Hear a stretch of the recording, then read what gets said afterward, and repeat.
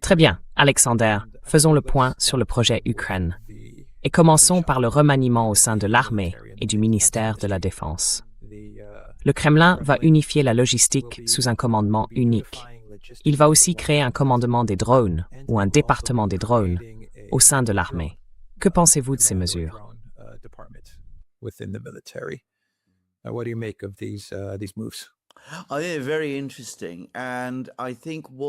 Je pense que c'est très intéressant.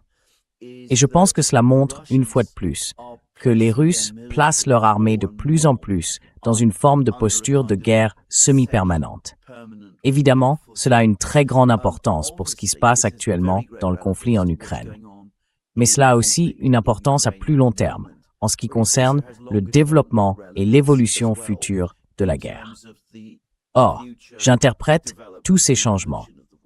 Le fait qu'il y ait eu un remaniement du commandement, que les Russes aient créé un système logistique unifié à l'arrière, et qu'ils aient également mis en place ce commandement indépendant des drones, comme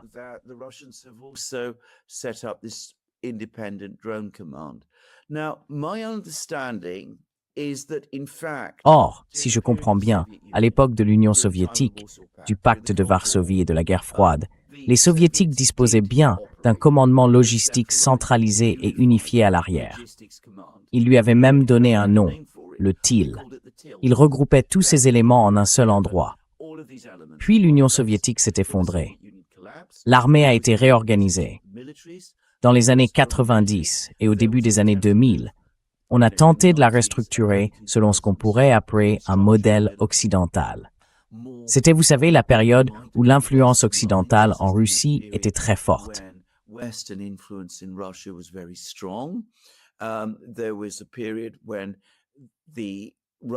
Il y a eu une période où les Russes avaient un ministre de la Défense, un homme appelé Serdyukov, qui tenait beaucoup à occidentaliser, en quelque sorte, l'armée russe. Et ces systèmes logistiques étaient fragmentés. Aujourd'hui, le IL, si je peux l'appeler ainsi, est en train d'être rétabli.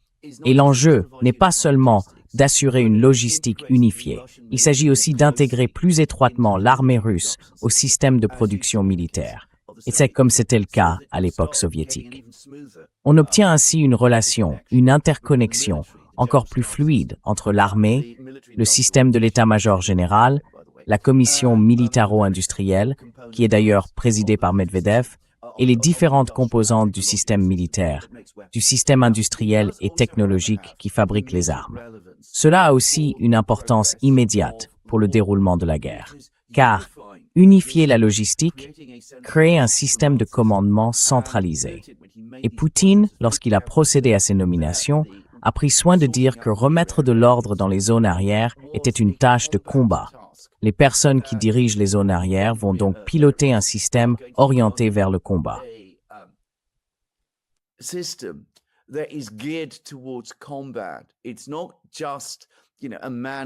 n'est pas seulement une organisation de gestion, d'approvisionnement civil et de distribution. Il a placé à la tête de tout cela un commandant de terrain de tout premier plan, l'un des commandants de terrain russes les plus efficaces. À mes yeux, et je dois le dire, cela ressemble aussi à une mise en puissance, à court terme, du système logistique et militaro-industriel russe, afin de soutenir ce qui pourrait être une offensive bien plus rapide et soutenue en Ukraine au cours des prochains mois. Vous mettez quelqu'un qui a été sur le front, qui connaît très bien la situation sur le front, qui connaît tous les autres commandants combattants. Vous le mettez à la tête de l'arrière. Vous l'impliquez dans le processus d'approvisionnement et de logistique.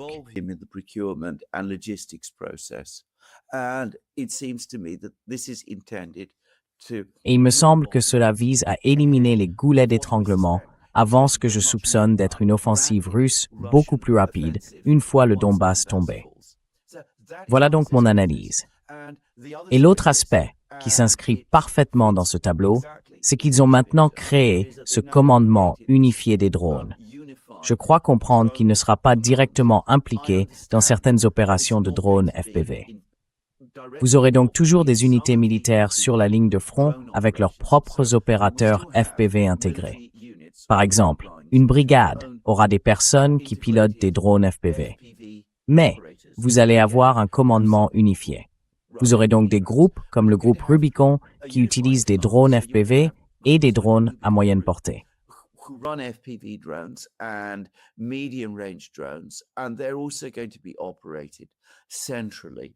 Et ils seront aussi opérés de manière centralisée. Et puis, bien sûr, il y aura également des gens chargés d'opérer de façon centralisée les drones à longue portée. Ce sera un service indépendant des forces aérospatiales russes. Donc, des appareils comme les drones Geran seront utilisés comme une sorte d'artillerie à longue portée. Et là encore, je dois le dire, à court terme, cela me semble conçu pour soutenir une offensive de l'armée russe, en lui apportant un appui aérien au sol, alors qu'elle avancera plus rapidement sur les champs de bataille ukrainiens après la chute du Donbass.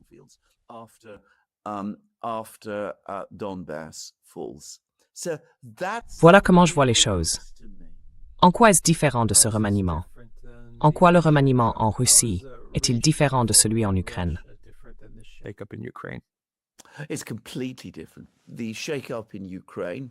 C'est complètement différent. Le remaniement en Ukraine concernait le ministre de la Défense, le chef du ministère de la Défense. Le remaniement en Russie vise à affiner les tactiques et à en développer de nouvelles pour faciliter les opérations militaires en cours, soutenir une offensive accélérée et peut-être préparer une future guerre avec l'Occident.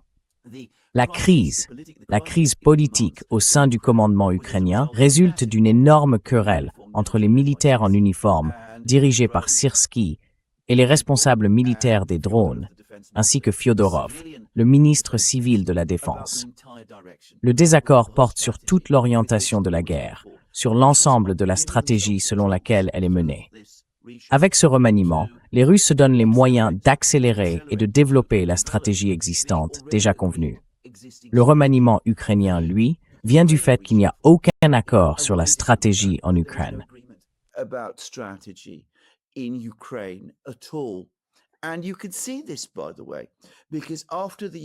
Et on peut le voir d'ailleurs, car après le remaniement ukrainien, rien n'a vraiment changé. L'Ukraine poursuit son offensive de drones comme avant. En même temps, on tente de renforcer la mobilisation. Et pour l'instant, le nouveau chef militaire Drapati, qui commande les forces armées ukrainiennes, reste largement invisible. Je veux dire, on le voit à peine. Le remaniement ukrainien a été amer et conflictuel, avec une énorme querelle publique. Le remaniement russe, lui, s'est déroulé sans heurts. Personne n'a été limogé.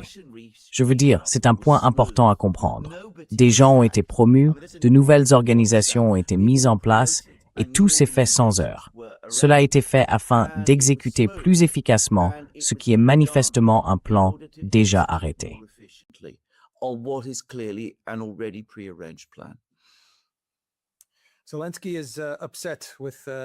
Zelensky est mécontent de l'Occident.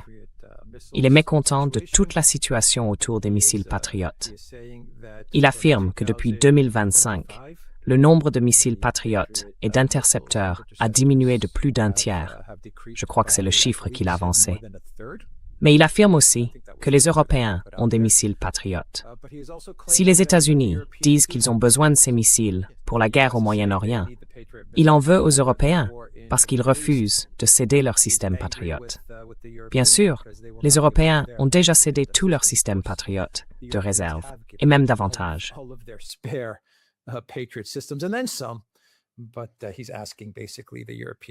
Mais au fond, il demande aux Européens de renoncer à toute leur défense aérienne, y compris celle qui protège les pays européens, les capitales européennes.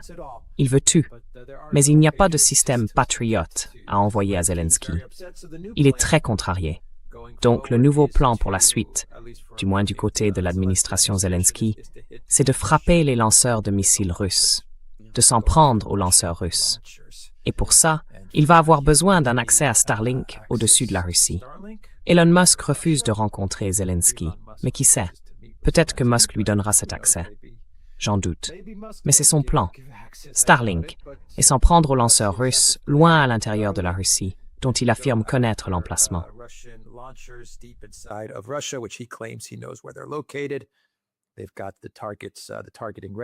Ils ont déjà le ciblage. Il leur suffit de Starlink pour finir le travail. Bien sûr, les États-Unis ont envoyé quelques 13 000 missiles en Iran pour s'en prendre aux lanceurs. Et on sait comment ça s'est terminé. Donc, si les États-Unis n'ont pas pu le faire en Iran, qu'est-ce qui fait croire à un comédien délirant à Kiev qu'il pourra s'en prendre à des lanceurs russes à l'intérieur de la Russie, au plus profond de la Russie? C'est la nouvelle arnaque. C'est le nouveau plan de Zelensky. La situation en Ukraine est catastrophique.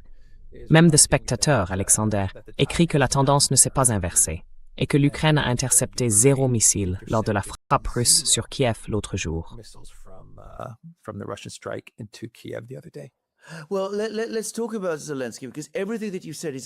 Eh bien, parlons de Zelensky, parce que tout ce que vous avez dit est en fait très important.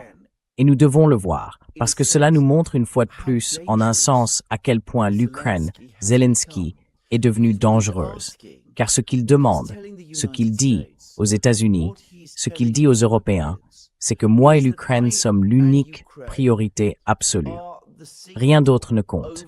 Votre propre sécurité, le conflit à Taïwan, l'état de vos forces armées, la situation dans le Golfe Persique. Rien de tout cela n'a la moindre importance.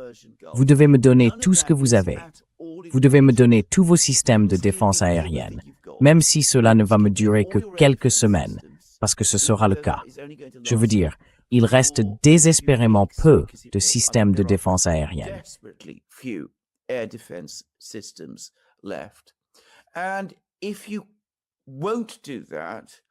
Et si vous ne le faites pas, ce n'est pas parce que vous ne pouvez pas, c'est parce que vous ne le voulez pas. Alors, vous trahissez l'Ukraine, et vous êtes d'une certaine manière responsable du fait que nous perdons la guerre et que des gens meurent. Et en même temps, si vous ne le faites pas, alors aidez-moi à aller encore plus loin dans l'escalade. Donnez-moi les moyens d'étendre la guerre encore davantage et plus profondément en Russie. Donc, ce qu'il exige maintenant, et c'est en réalité une escalade supplémentaire considérable. On comprend pourquoi, aux États-Unis, Musk, le Pentagone et même Trump commencent à hésiter. En substance, ce qu'il dit, c'est participer avec moi à des attaques directes contre l'armée russe. Vous m'avez déjà aidé, dans une certaine mesure avec des drones, mais utilisez vos technologies de communication les plus avancées.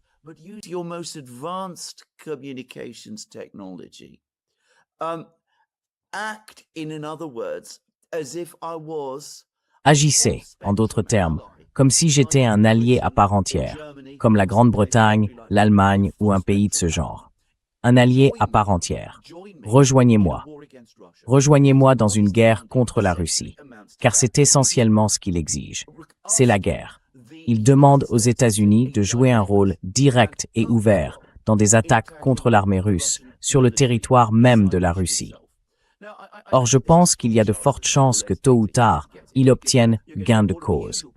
Parce qu'à Washington comme en Europe, on va entendre tous les habituels dire que bien sûr, il faut accorder cela à l'Ukraine, qu'elle a besoin de tous les outils nécessaires pour vaincre cette agression. Mais c'est une nouvelle escalade massive.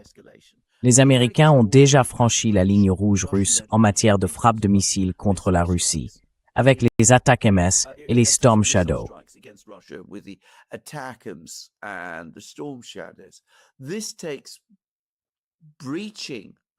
Cela franchit cette ligne rouge et va énormément plus loin. Et de toute façon, cela va échouer. Je veux dire, les lanceurs de missiles sont mobiles. On peut les déplacer. La Russie est bien sûr un pays très boisé. Les Russes savent où se cacher et ils sont très habiles pour dissimuler leurs lanceurs de missiles. Et bien sûr, la Russie dispose aussi d'un système de défense aérienne. Les cibles les plus lourdement défendues en Russie seront inévitablement les lanceurs de missiles. Donc sur le plan opérationnel, cela va échouer. Mais bien sûr, ce que Zelensky cherche vraiment à faire, et ce qu'il cherche à faire depuis le début de la guerre, c'est entraîner les États-Unis dans un conflit direct avec la Russie. Et ce qu'il propose maintenant constitue un énorme pas supplémentaire dans cette direction.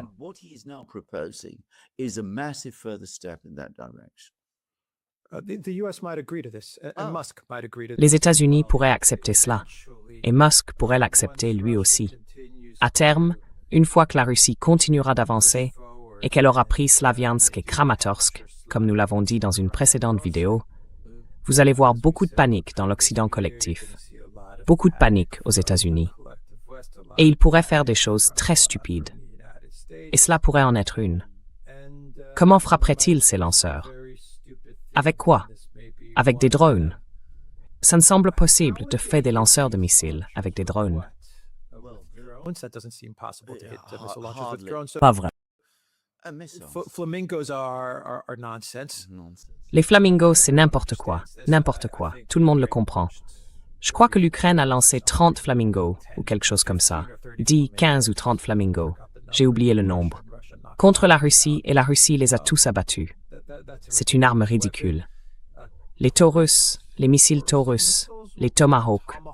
Les États-Unis manquent de Tomahawk. Ce serait aussi franchir une énorme ligne rouge. Oui, Zelensky a peut-être raison sur un point. Franchir une ligne rouge ne déclenchera pas de riposte de Poutine. Il le comprend, et l'Occident, comme les États-Unis, le comprennent.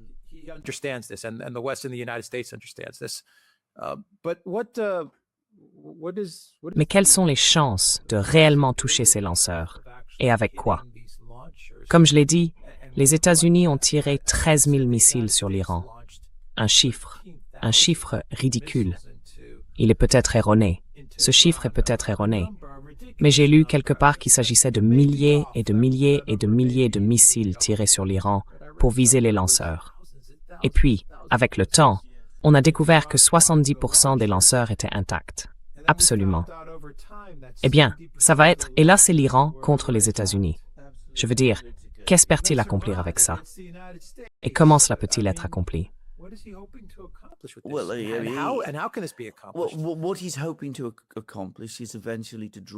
Eh bien, ce qu'il espère accomplir à terme, c'est d'entraîner les Américains dans la guerre. Oui, je comprends ça. Et dans la voie qu'il suit, ce qu'il envisage, je pense, ce n'est pas seulement d'attaquer les lanceurs. L'autre élément qui arrive maintenant, c'est le système russe de satellites Razvet. D'ailleurs, nous avons été, de très loin, les premiers à le dire. Le Razvet est déjà opérationnel à bas niveau. Autrement dit, il assure une couverture au-dessus de l'Ukraine. Je pense qu'il existe des éléments de preuve, et je pense qu'ils sont très solides, selon lesquels certains drones terrestres sont déjà guidés par ce système, afin de mener des attaques contre des cibles dans le centre et peut-être même dans l'ouest de l'Ukraine. Central and maybe even western Ukraine. Apparently the coverage, because the satellite array is Apparemment, comme le réseau de satellites est encore relativement limité pour le moment, ils ne peuvent le faire que pendant 1 ou 2 heures sur un cycle de 24 heures. Mais le réseau Razvet s'agrandit tous les quelques mois, et on suppose que d'ici le début de l'année prochaine, les Russes auront une couverture complète au-dessus de l'Ukraine. On parle donc désormais, en Ukraine, d'abattre les satellites russes. Or, l'Ukraine n'en a pas la capacité. Alors, quand il parle de ça, de qui parle-t-il vraiment? Il parle des Américains. Seuls les Américains ont en théorie ce type de capacité. Quant à attaquer les lanceurs russes à l'intérieur de la Russie, là encore, la seule manière de le faire, avec une quelconque chance de succès, serait que des avions de chasse s'approchent réellement des zones où se trouvent les lanceurs et tirent des missiles à plus courte portée, dont les États-Unis disposent encore en assez grand nombre.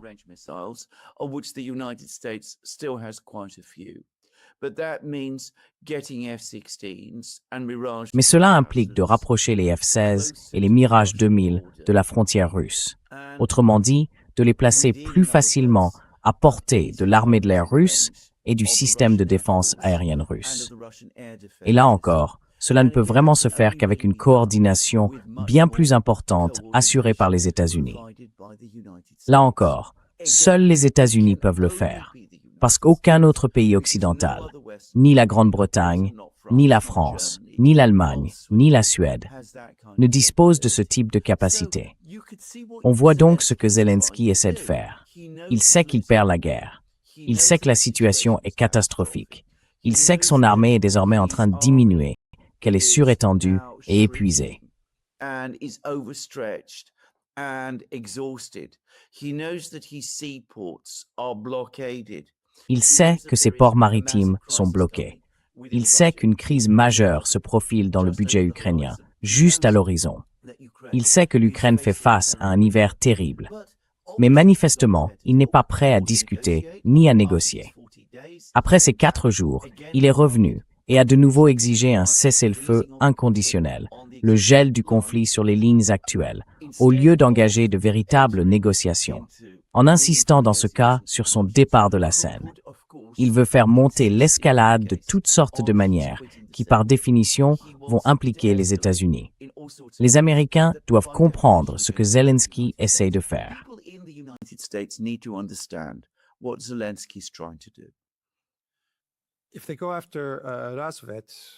S'ils s'en prennent à Razvet, est-ce que ça n'amènerait pas les Russes à s'en prendre à Starlink? Est-ce que ça ne provoquerait pas une chute massive de la valeur de SpaceX? Si les investisseurs se réveillent et réalisent que, vous savez quoi, nos actifs les plus importants, ou l'un de nos actifs les plus importants, et à coup sûr notre modèle qui génère des revenus, c'est Starlink à l'heure actuelle, et qu'il peut être détruit par un pays, n'est-ce pas?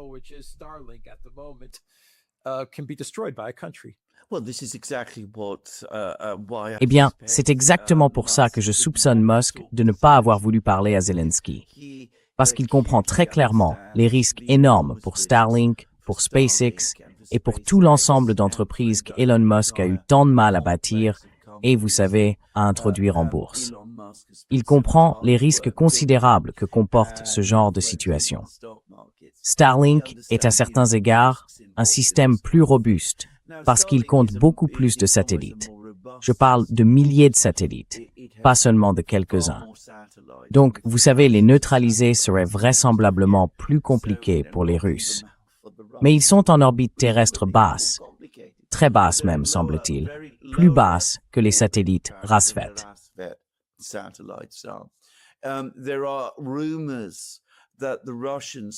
Des rumeurs disent que les Russes ont des armes capables d'atteindre ces satellites.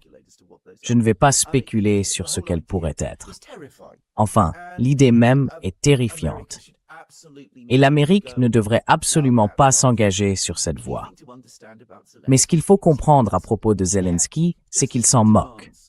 De la même manière qu'il exige que l'Occident se dépouille de toutes ses défenses afin de le maintenir à son poste quelques mois de plus, il veut que l'Occident s'engage encore plus profondément dans la guerre, qu'il participe au combat, qu'il combatte la Russie pour lui. Et les conséquences que ça pourrait avoir pour l'Occident et pour le monde, eh bien, il s'en moque totalement.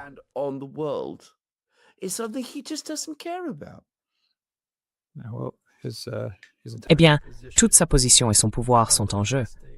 Donc oui, il s'en moque. Absolument. D'habitude, il obtient aussi ce qu'il veut. Il n'a pas obtenu les Patriots, mais c'est parce qu'il n'y a pas de Patriots. S'il y avait des Patriots, il les obtiendrait. Il le know for. Il donnerait. Les États-Unis n'en ont tout simplement pas. Selon le Washington Post, Trump était mécontent de Hegseth parce que, soi-disant, Hegseth ne l'avait pas informé des pénuries d'armes. Mais il est désormais pratiquement confirmé que les États-Unis manquent cruellement de ce type d'armes.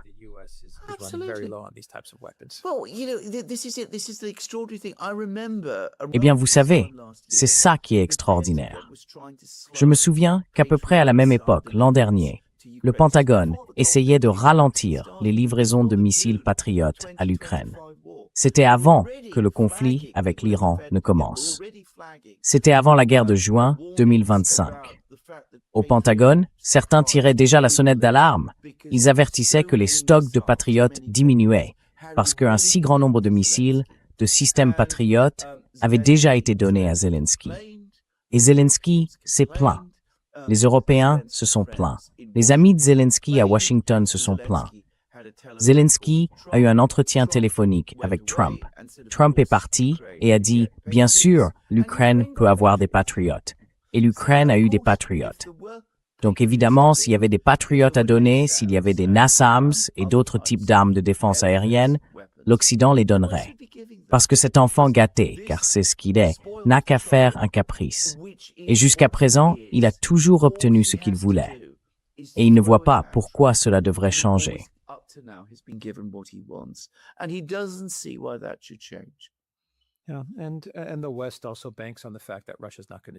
Et l'Occident mise aussi sur le fait que la Russie ne fera rien. Du moins, contre l'Occident, elle ne ripostera pas. Ils le comprennent. Elle ripostera contre l'Ukraine. Et nous avons vu une riposte symétrique contre l'Ukraine en ce qui concerne les chemins de fer. Les Russes ont maintenant frappé la logistique du commerce en ligne ukrainien. Il y a donc des représailles en Ukraine. Mais l'Occident comprend que s'il frappe la Russie, les Russes ne riposteront pas contre lui. Des informations publiées hier indiquent que les États-Unis ont rétabli leur partage de renseignements avec l'Ukraine. Il avait été suspendu pendant une courte période en 2025, mais il est désormais entièrement rétabli. Nous le savons, Fur.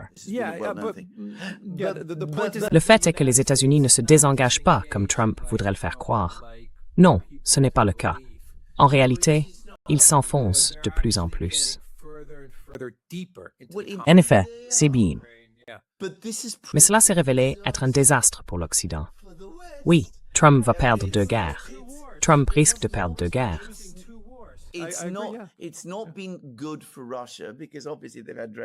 Ce n'est pas bon pour la Russie, parce que évidemment, ils ont subi des attaques de drones contre des entrepôts Whiteberries et tout ça. Mais la Russie n'est pas désarmée. La Russie, comme nous l'avons dit dans cette émission, se réarme. C'est l'Occident qui se désarme. La position militaire de l'Occident en Europe par rapport à celle de la Russie s'affaiblit parce que nous donnons constamment, obstinément à Zelensky ce qu'il veut. L'Occident a maintenant utilisé 500 missiles ATACMS pour attaquer la Russie.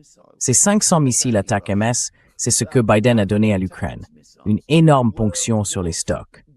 Et maintenant, ils ont dû utiliser davantage de missiles ATACMS ainsi que le missile qui lui succède pour attaquer l'Iran, et les stocks sont complètement épuisés.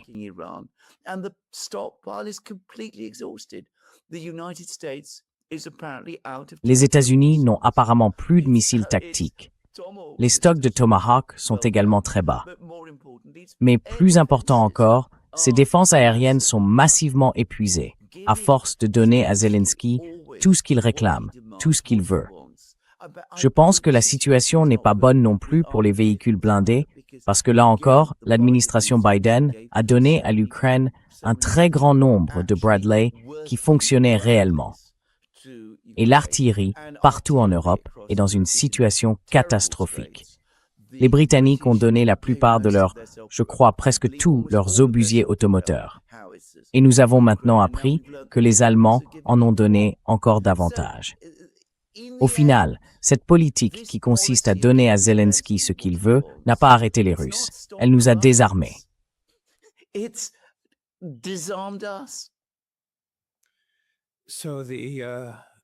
Donc, la CIA et l'Occident collectif, par l'intermédiaire de l'Ukraine, semblent intensifier la guerre sale. Nous assistons maintenant à de nombreuses tentatives d'assassinat à l'intérieur de la Russie. Et ils s'en prennent même à des dirigeants d'entreprises de drones. Oui, les dirigeants d'entreprises de drones. Oui, à Yekaterinbourg, ils ont tenté d'assassiner l'homme qui dirige la... J'ai oublié quelle entreprise de drones. Oui. Enfin bref, l'un des grands fabricants de drones. Oui, et ils ont essayé de le tuer. Oui. Quel? Est-ce que cela ne risque pas de pousser la Russie à exercer des représailles contre les dirigeants des entreprises d'armement du bloc occidental?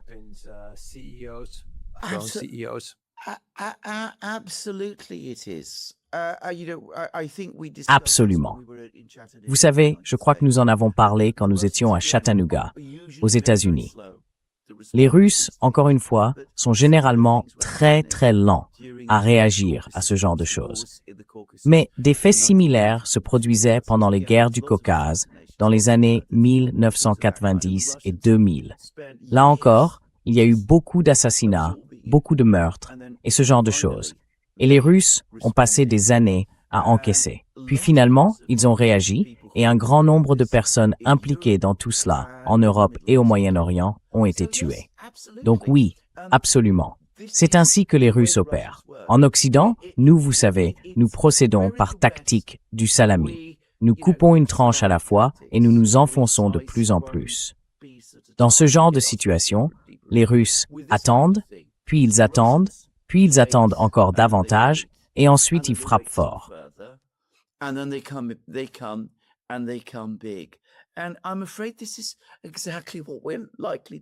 Et je crains que ce soit exactement ce que nous risquons de voir. Le problème avec la guerre sale, c'est qu'elle peut très bien se poursuivre longtemps après la fin des combats conventionnels proprement dits. Imaginons. Supposons que les Russes gagnent la guerre, prennent Kiev elle-même, installent à Kiev un gouvernement pro-russe, fassent tout ce que beaucoup de gens envisagent. Zelensky, ou celui qui le remplacera, forme un gouvernement alternatif en exil, à Londres, à Paris, à Nice, à Biarritz ou ailleurs. Il continue à mener la guerre sale et continue de recevoir des financements et de l'aide pour le faire. Cela pourrait durer des années, exactement comme dans le Caucase avec la guerre dans le Caucase. Et les Russes répondront.